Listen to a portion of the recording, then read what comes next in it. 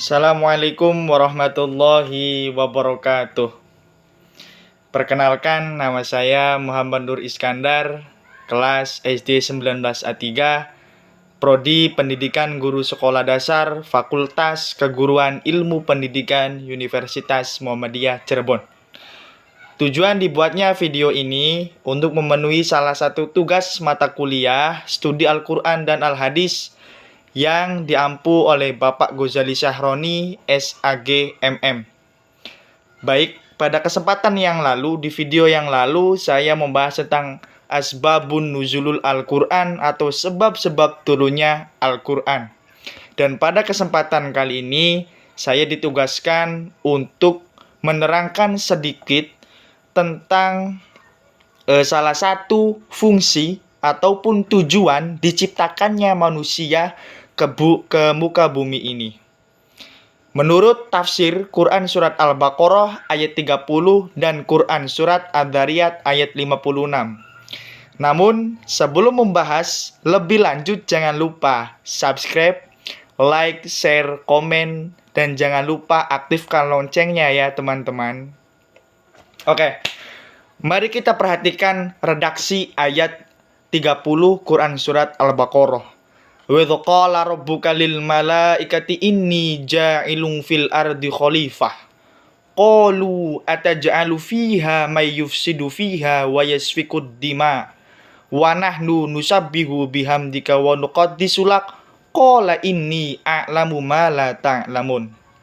Mari kita perhatikan redaksi ucapan malaikat kepada Tuhan ketika Tuhan menyampaikan rencana menciptakan makhluk sebagai khalifah di muka bumi ini. Pada kurang lebih makna ayatnya seperti ini.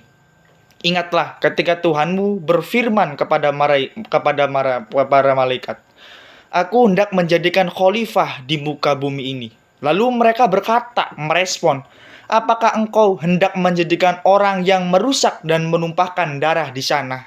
Sedangkan kami memuja, bertasbih memujimu dan menyucikan namamu. Lalu Allah berfirman, Qala inni a'lamu ma la ta'lamun. Sesungguhnya aku ini lebih mengetahui apa yang kamu ketahui. Quran Surat Al-Baqarah ayat 30. Baik, sebelum membahas kata khalifah, alangkah lebih baiknya kita membahas responden malaikat kepada Allah Subhanahu wa Ta'ala tentang akan menciptakan makhluk. Malaikat hanya bertanya apakah. Dalam ilmu nahwu, kata apakah menggunakan istifham, yaitu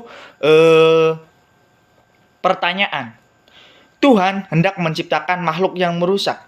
Tentu bentuk pertanyaan dengan kata tanya apakah tidak bisa dikatakan sebagai pertanyaan protes, tetapi lebih merupakan pertanyaan ingin tahu atau ingin memastikan keraguan. Kalau itu berupa protes, tentu redaksi pertanyaannya adalah mengapa atau untuk apa. Tapi dalam konteks ayat ini, apakah? Dalam At-Tafsir Al-Muyassar, tafsir sederhana yang disusun oleh sejumlah ulama dan diterbitkan oleh Lembaga Percetakan Mushaf Al-Quran Raja Fahad, Arab Saudi tahun 2009, bahkan pertanyaan malaikat ini ditafsirkan demikian. Ya Tuhan, ajarilah dan beritahulah kami hikmah di balik penciptaan makhluk baru itu. Karena pertanyaan apakah yang menunjukkan keingintahuan. Maka jawaban Allah juga jelas. Aku mengetahui apa yang tidak kamu ketahui. Allah seolah-olah membiarkan malaikat untuk sementara waktu dalam ketidaktahuan dan akan menjelaskannya kemudian setelah makhluk itu benar-benar telah diciptakannya. Penjelasan seperti pada At-Tafsir Al-Muyassar itu juga kita temukan dalam tafsir lain yang ditulis lebih awal. Tafsir Ibnu Katsir misalnya, Ibnu Katsir mengutip Qatadah mengatakan demikian, pertanyaan malaikat itu adalah pertanyaan ingin tahu dan mencari hikmah di baliknya. Kurang lebih seperti itu pertanyaan malaikat. Lalu, apakah sih arti khalifah itu sehingga malaikat lebih ingin tahu? Untuk mengetahui makna kata khalifah, kita terlebih dahulu perlu tahu akar katanya. Kata khalifah terbentuk dari akar kata kho, fa, dan la. Kho, la, fa. Di antara kata kerja kholafa adalah datang kemudian. Sahabat Nabi Shallallahu Alaihi Wasallam yang menggantikan beliau dalam memimpin umat disebut khalifah, karena kedatangan mereka memimpin umat terjadi belakangan setelah kepemimpinan Nabi Muhammad Shallallahu Alaihi Wasallam. Berakhir dengan wafatnya, makna kata khalifah kemudian mengalami perluasan menjadi pemimpin. Karena pemimpin umat setelah Rasulullah disebut dengan sebutan khalifah. Generasi umat terdahulu disebut generasi salaf. Generasi belakangan disebut generasi kholaf, karena memang generasi itu datang setelah dan menggantikan generasi salaf. Kata kholaf juga berarti belakang, seperti pada waro'a. Khalifah juga berarti pengganti, karena biasanya yang datang belakangan menggantikan peran orang atau sesuatu yang datang lebih dahulu. Pertanyaannya, manusia sebagai khalifah itu khalifah bagi siapa? Di sini letak permasalahannya. Banyak kalangan mufasir yang memahami khalifah pada ayat ini maksudnya adalah manusia sebagai khalifatullah. Buku-buku tafsir klasik maupun kontemporer banyak sekali yang memuat hal ini dan menukil pendapat ulama mufasir dari kalangan sahabat, tabi'in, tabi'at tabi'in.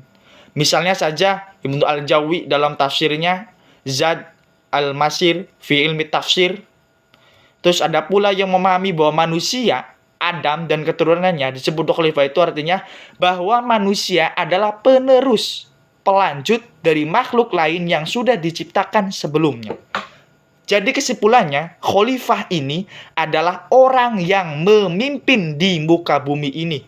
Karena kita ketahui, Allah Subhanahu wa Ta'ala menciptakan suatu makhluk itu tidak ada yang sia-sia. Benar enggak? Allah menciptakan bumi, Allah menciptakan langit, Allah menciptakan tumbuh-tumbuhan, dedaunan, dan apa saja yang ma fi khalqis samawat wa ma fi khalqil ard. Lalu, untuk apa Allah menciptakan kalau itu tidak diurusi? Jadi, manusia sebagai khalifah adalah manusia sebagai pemimpin di muka bumi ini yang bertujuan untuk mengolah semua sumber daya alam yang telah dianugerahkan oleh Allah Subhanahu wa Ta'ala. Itu menurut tafsir Quran surat Al-Baqarah ayat 30. Yang kedua adalah menurut Quran surat Adz-Dzariyat ayat 56 yang berbunyi, "Wa ma khalaqtul jinna wal insa illa liya'budun." Allah menciptakan kita untuk beribadah. Lalu apakah sih makna ibadah itu? Apakah benar kita setiap hari disuruh untuk beribadah? Lalu apa sih hakikat ibadah? Nah, di sini yuk kita sama-sama menukil sedikit tentang arti ibadah. Di sini saya akan menerangkan tentang Syekh Abdurrahman bin Hasan rahimahullah di dalam Fath al-Majid halaman 17 cetakan dari Ibnu Hazm. Beliau memaparkan, Syekhul Islam mengatakan ibadah adalah melakukan ketaatan kepada Allah, yaitu dan melaksanakan semua perintahnya yang disampaikan melalui lisan para rasul. Beliau juga menjelaskan ibadah adalah istilah yang meliputi segala sesuatu yang dicintai oleh Allah dan diridhoinya, berupa ucapan maupun perbuatan maupun tindak tanduk kita yang tampak maupun yang tersembunyi atau sir. Ibnu Al-Qayyim mengatakan ibadah berporos pada 15 patokan. Barang siapa dapat menyempurnakan itu semua, maka dia telah menyempurnakan tingkatan-tingkatan penghambaannya kepada Allah Subhanahu wa Ta'ala atau yang biasa disebut ubudiyah. Keterangannya ialah sebagai berikut. Ibadah terbagi menjadi ibadah hati, lisan, dan anggota badan. Sedangkan hukum-hukum yang berlaku dalam keterangan ubudiyah itu terbagi dalam 5. Wajib, sunnah, haram, makruh, dan mubah. Al-Qurtubi mengatakan, makna asal dari ibadah adalah perendahan diri, penghambaan kepada Allah Subhanahu wa Ta'ala. Kita sebagai makhluknya merasa rendah, tidak mempunyai kekuatan apa-apa selain kekuatan itu diturunkan oleh Allah Subhanahu wa Ta'ala. Ali bin Abi Thalib radhiyallahu anhu mengatakan mengenai ayat ini, maknanya adalah tujuanku menciptakan mereka adalah agar mereka kuperintahkan beribadah kepadaku.